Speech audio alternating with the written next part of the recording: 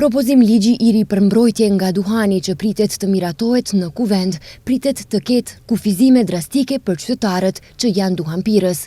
Qytetarët e Tetovës që takuam sot në rrugë kanë mendime të ndara përsa i përket ligjit të ri. Duhanpirësit mendojnë se askush nuk do të mund t'u ndalë cigaren. Madje në personë mosh thot se pi duhan që nga mosha 6 vjeçare, ndërsa një tjetër qytetar thot se le të ndalin drogën dhe jo duhanin. Por ka dhe prej tyre që thonë se ligji është shumë i mirë. Të sillet një ligj i ri për ndalimin e duhanit në ambiente të mbyllura. Çfarë mendimi keni ju për këtë?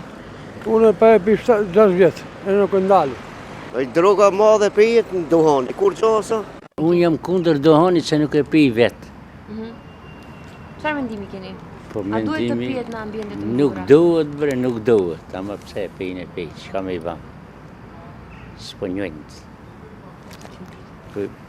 Të doan pijës mendimin e vetë kaj. Për mu nuk vlen ajo hiç as pak, se se pij vetëm doan. Pravilno je ove novi od zakon što. Unë nuk pi duhan që 45 vjet dhe është në rregull që do të sillet ligj në muajin prill. Duhet të ketë sanksione sepse është i dëmshëm. Ajo është shumë gjë pozitive. Se për duhanit nuk ka dhe një gjë pozitive, ketë negativ. Ajo do të jesi shumë punë e mirë në rase e vendosin ta pastrojnë. Në ndërkohë mjekët thonë se pasojat nga duhanpirja janë të mëdha për shëndetin, sidomos për organet e frymëmarrjes. Dëmi më bazik që mund të shkaktojë duhanpirja është irritimi i mukozës gojës dhe fytit edhe kolitjen të cilën krejt duhanpirësit e kanë sidomos në mëngjes, po pastaj këto pasoja shkojnë edhe bëhen edhe më të thella dhe më të mëdha, domethënë mund të shkaktojnë bronhite kronike, mund të shkaktojnë mund të jenë trigger ose mund të jenë, si më thon, shkak pasojë për paraqitjen e astmës bronkiale.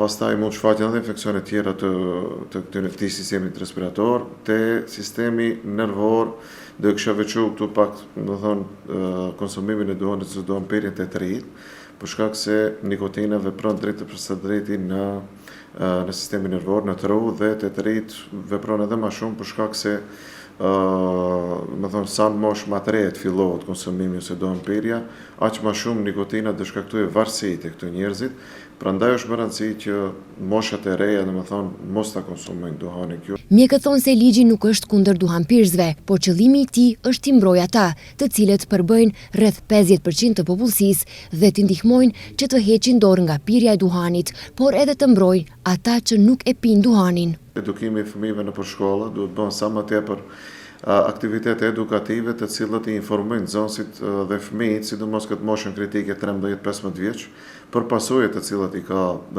duhanpirja.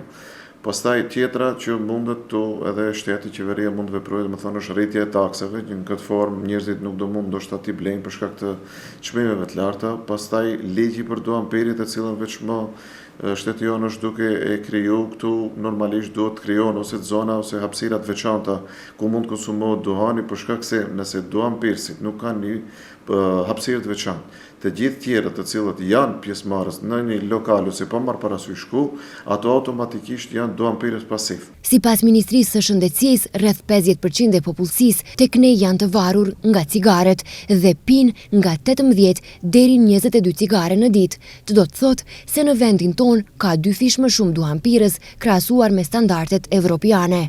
Kjo është alarmante, sidomos duke pasur parasysh se ka duhanpirës të moshave shumë të reja. Në moshën 13-14 vjeç ka 7.7% duhanpirës aktiv, në moshën 15-16 vjeç rreth 37%, ndërsa përdorues të cigareve elektronike janë rreth 40%.